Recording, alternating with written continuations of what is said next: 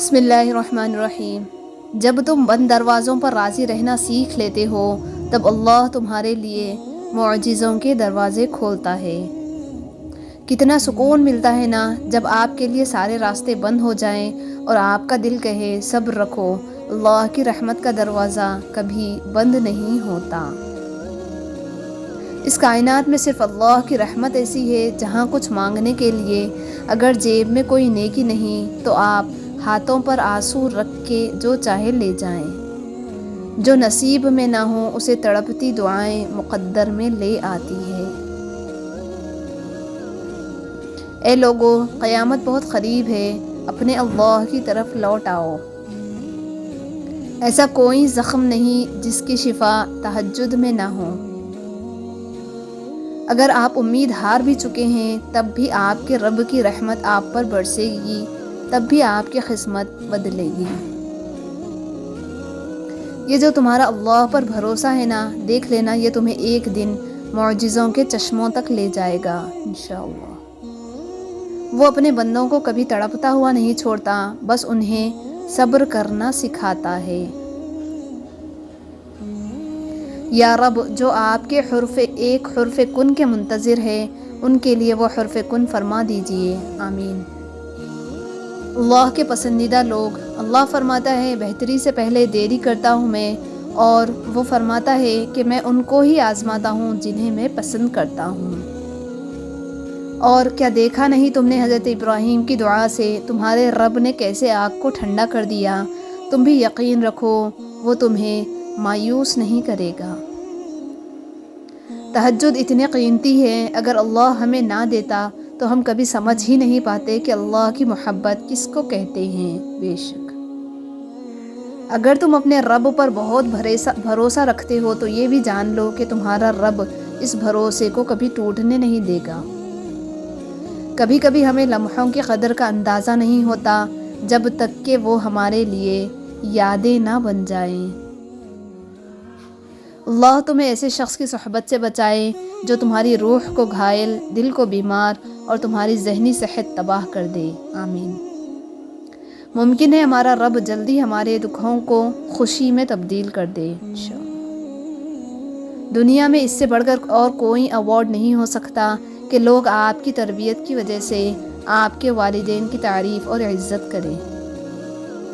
ہو سکتا ہے اللہ تمہیں وہی دینا چاہتا ہو جو تم اس سے مانگ رہے ہو۔ گناہ کے دوران موت نہ آنا اور گناہ کے بعد توبہ کی مہلت ملنا اللہ پاک کا بہت بڑا احسان ہے۔ جب تمہارا نفس اور شیطان تمہیں وسوسے دلوائے کہ تمہاری دعاؤں کا کوئی فائدہ نہیں ہونے والا تو خود سے وہی کہو جو حضرت ابراہیم علیہ السلام نے کہا تھا کہ میں صرف اپنے پروردگار کو پکارتا رہوں گا، مجھے یقین ہے کہ میں اپنے پروردگار سے مانگ کر کبھی محروم نہ رہوں گا۔ اللہ پوری کر دے گا سب دعائیں تمہاری انشاءاللہ۔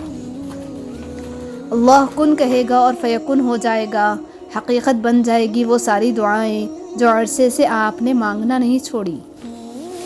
میں نے سسک کر کہا یا اللہ میرے ہاتھ خالی ہیں، تو اللہ نے قرآن سے جواب دیا، اور جلد ہی آپ کا رب آپ کو اتنا دے گا کہ آپ خوش ہو جائیں گے۔ وہ خیالات جو تمہیں کمزور کر دیں انہیں سوچنا چھوڑ دو۔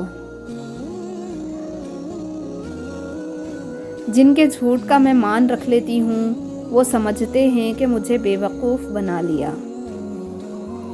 جب دل میں میل، طبیعت میں ضد، لفظوں میں مقابلہ آ جائے تو آپ جیت جاتے ہیں لیکن رشتے ہار جاتے ہیں۔